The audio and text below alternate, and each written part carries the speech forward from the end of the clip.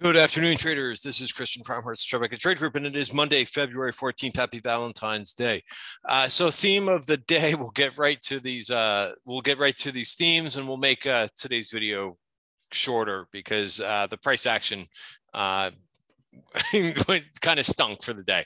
All right, so yeah, I would. Well, it's not taper, but it's kind of funny that there's the word taper in here. First things first, risk disclaimer in front of you. Everything that we're going through is for information purposes only, not giving out any advice or recommendations. So wanted to make sure I got that risk disclaimer in there. And then, yeah, tape is super sensitive to headlines. We got two big things going on right now. Is we've got upcoming rate hikes and trying to figure out when that's going to happen. Remember last week we heard that there was a possibility of an emergency rate hike. Of course, I didn't think that was something that was that there was too much of high probability with that. So we're just kind of moving on from that. We did hear we're continuing to hear from these Fed speakers about how many times they want to raise interest rates and their opinions, and we're not getting any action. So it's really odd that that's happening, and it's just kind of holding this market a little bit at a standstill and making it a little bit more difficult to trade. So bottom line with that is you have to be patient, right? And then the other one too, which is, if you go to the next bizarre world or bizarre thing that's going on in the world is this these tensions and potential conflict with Ukraine and Russia, where the US continues to say that there's something that's coming and this week. And the Ukraine is saying that to calm down, that this is not the case. And meanwhile, there are troop movements and so on and so forth. So this one, you actually hope that, there is no action. I think for the going back to the Fed, I'm wanting action at this point. I think the longer that you put these things off, the worse it is. But again, this is just my opinion, and I'm just sharing it with you. But the more that you wait for these rate hikes, the more that this market is just going to be at a standstill.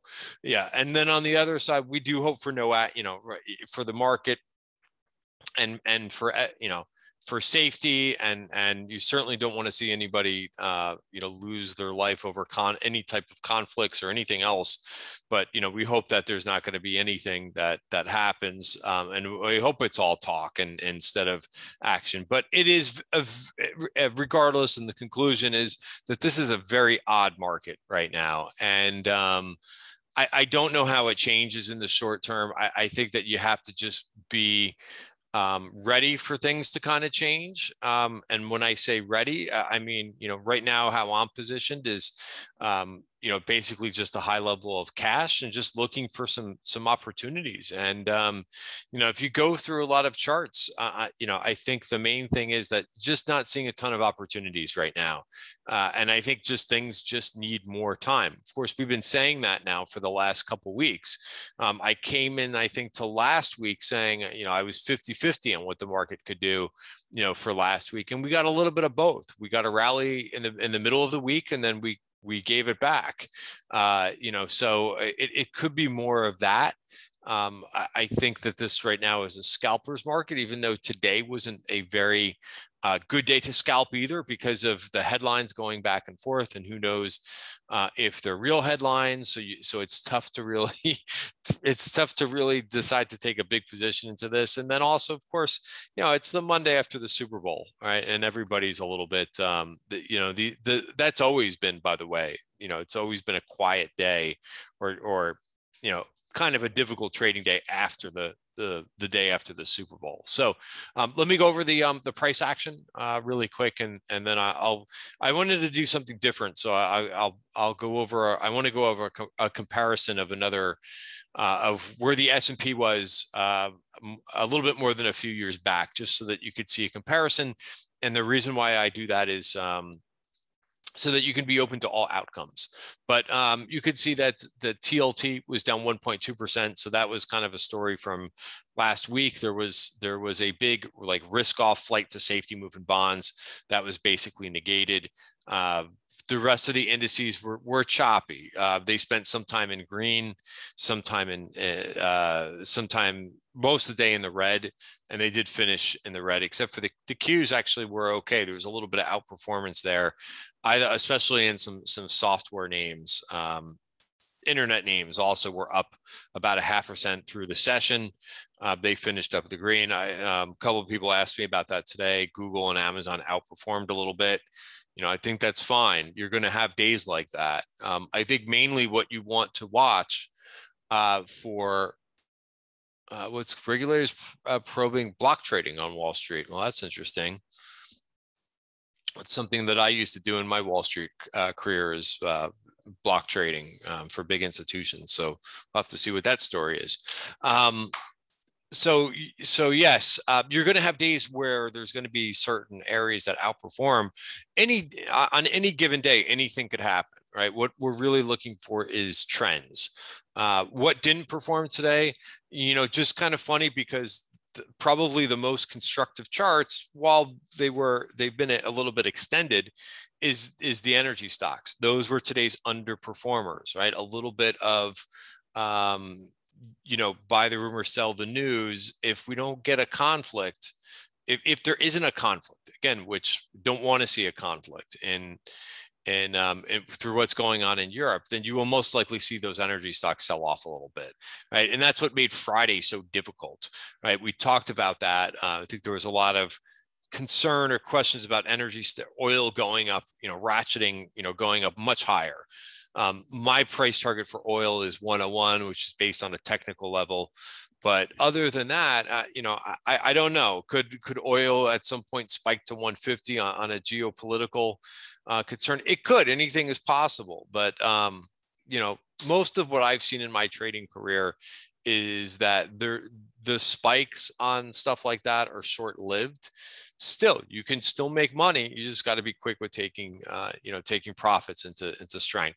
I, for one, took some profits in some energy stuff, towards the end of last week, and just figured, hey, I want some exposure because they're the best looking charts out there. But you just kind of know how these geopolitical trades work if you've traded through them previously. Also, some of the agriculture names really sold off. A name that I've been involved in, CF Industries, I think it was down at one point like 8% today. Again, just standard buy the rumor, sell the news stuff. All right, so let me get to what I wanted to cover in this video, because I'm already wasting a couple minutes here. But the S&P. So where, what am I looking at? Well, this is from 2000. Believe it or not, and I traded. I was an institutional trader back when this was going on. But this is 2000 and this is 2010. Okay, so it just looked a little. For some reason, I was going through charts and just going through previous corrections. This seems kind of similar, and I'll show you the S&P chart, how it looks now, but this is going back to what we experienced. I'm just trying to make sure it says 2000 and where the date is here on Thinkorswim. Yeah, or 2011, this may be. Right, 8/8/2000. Yeah, so 2011. So this was somewhere August, and what I thought was interesting here was you had a pretty notable slide here. Price was above the 200-day moving average. Doesn't it kind of look a little bit similar to what we experienced? Right, you made a lower high here a couple months after peaking out. This was May, I guess, of 2011. You made a lower high here, and then you made another lower high here, and then you had this sell-off where you broke all the moving averages, right? Here's the 50-day moving average, just sliced through that, little bit of digestion, and then more red candles after that, and you just kept on going down, right? And then you finally found some stability at like the fourth virgin point of control that was taken out back then. We managed to rally off of that, came back in, rallied again, back and forth about 1, 2, 3. We made 1, 2, 3, 4 different times. We price action tried to rally and basically just couldn't do it. Right. And when this goes on like this in the market, it really wears a lot of people out. Right, having 4 different rallies and not being able to have any follow through.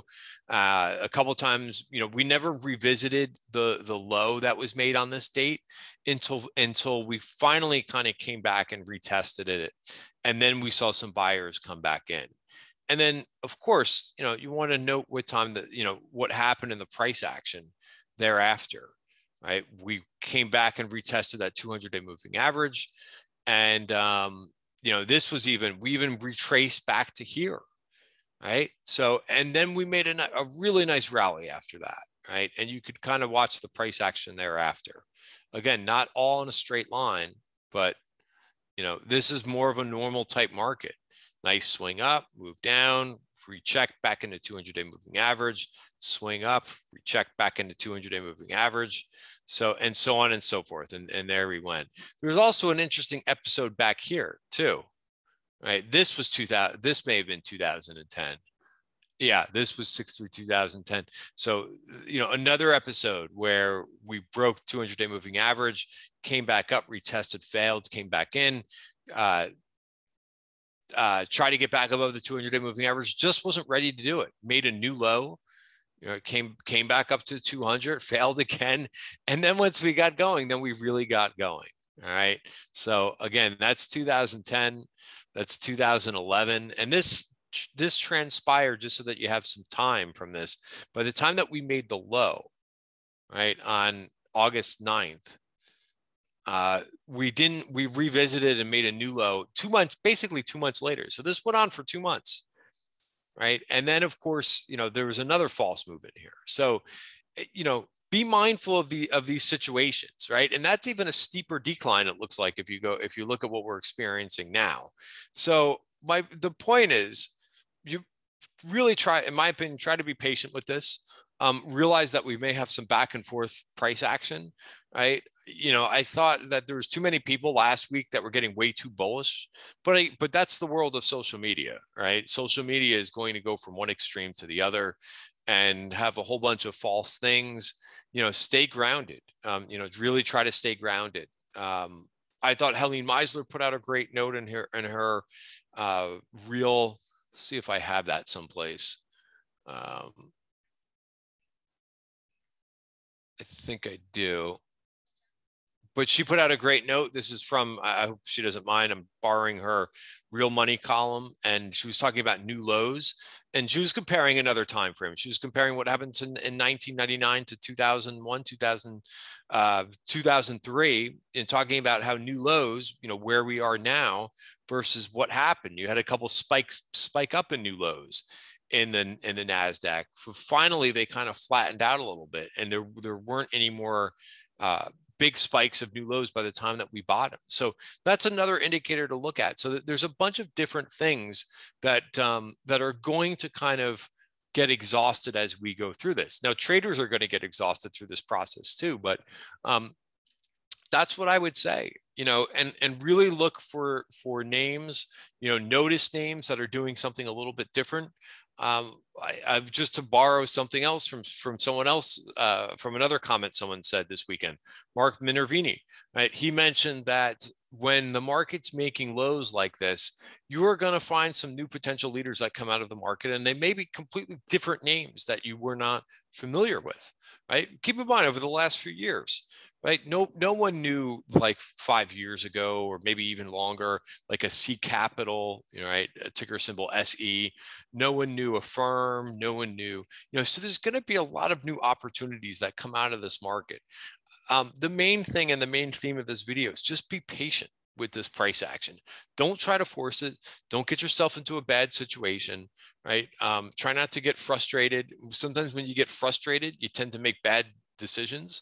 So, days like this, and why I wanted to kind of go through this on a Monday after the Super Bowl is because today wasn't a particular fun day. There just wasn't there was too headline driven. So let this kind of straighten out. Be mindful that it could take a few months. And even if it does take a few months, like I think we went that example from 2011, I think it was 3 months, right? Even if this takes 3 months to straighten out, we're still in the first half of the year, right? Again, the reason why I always bring up the year is because I think, you have to have that view of like what you're looking to accomplish over the year, and what you're looking to do month over month, right? But, the goal of course, like everybody wants to make money every single day, but sometimes the environment is not constructive to do that. And you just have to wait until there's better opportunities. You can't force it. You can't say it's, you know, in your mind that it's supposed to be this day or that day. You just have to be patient. And I do think right now, I think it's harder to be patient in this market, considering what we did over the last couple of years. And also, I think people don't have as much patience as they used to have, right? Social media and everything else has made everything the world a very fast place, and it's harder and harder. There's more of the sense that you have to have immediate gratification. And I'm telling you from years of doing this, you just have to understand that some of these corrections and consolidation after a big prior move, sometimes it just takes time, right? You're going to see some sectors have false moves. I think we've seen that in the semiconductors a couple times, where we've seen false moves all over the place in that group. Hence maybe a Taiwan Semiconductor. Where's Taiwan Semiconductor? 120. It's kind of hanging out, peaked out at 145. You know, this may still go, but you just have to wait for, you know, you got to be patient for this. So that's the theme of today's video, and I'll leave it there. One stock I thought was kind of interesting for the day. You know, again, this is outside of energy and some of the other stocks that have been working, the financials. I thought Asan was pretty interesting, right? The stock was up 11.5% today, right? So even something like this, you could have day traded for the day without, you know, taking a major position or stake in the name, and then kind of going back and maybe waiting for this to maybe come back into 63 and kind of go from there. There's a VPOC up here at 73 too, which I think also could be where this stock could be getting to. 73 on the daily, and there's a version point of control of at 76. Also note that this thing stopped right at the top of value for the week, right? So this is the value area for this week, right? So pay attention to the 69.20 level. I round up a little bit, it says 69.14, but 69.15 or 69.20, and see if this thing can break and get to the next level up here. All right, guys, have a great night. See you tomorrow.